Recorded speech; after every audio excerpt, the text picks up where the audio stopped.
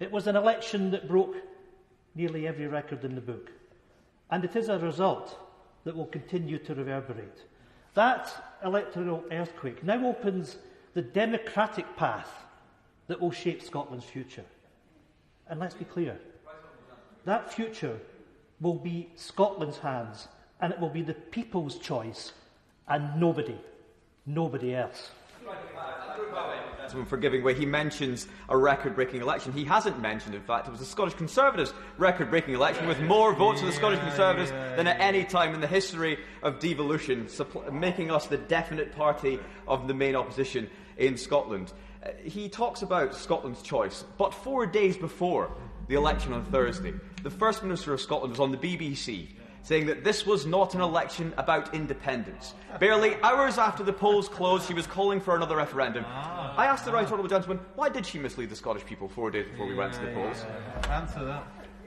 I have to say, I'm disappointed in the honourable gentleman, and I say to him that it's going to be important over the course of the coming weeks and months that we can debate properly what the choices are for the future of Scotland. And I make this offer to him, that all of us that have Scotland's interests at heart should be able to debate rationally and honestly what those choices are. Let's respect the electorate in doing that.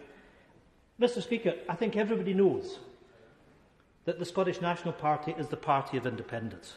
And everybody knows, Mr. Speaker, without prevarication, without doubt, that the SNP stood on a very clear manifesto commitment of giving the people of Scotland that choice to have that debate and a say in their future.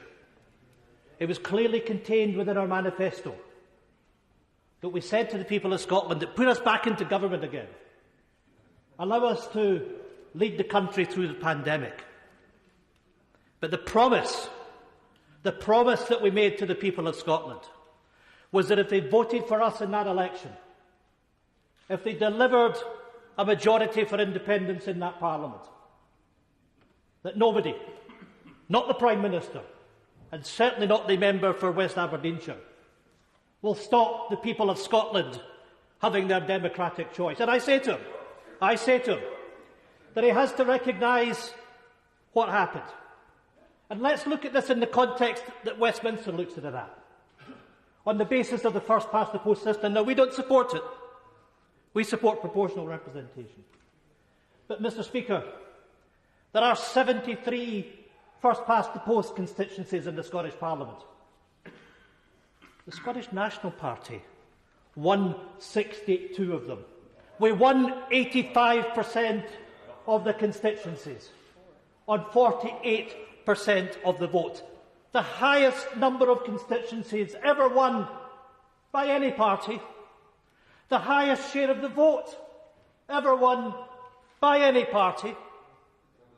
And for the Conservatives to try and argue that black is white, that they've won the election, if you listen to the honourable gentleman, then frankly, Mr. Speaker, nothing can be further from the truth. Because the truth is, the ambition of the Conservative Party in Scotland is to be in opposition. The ambition of the Scottish National Party is to govern and to take our people to independence.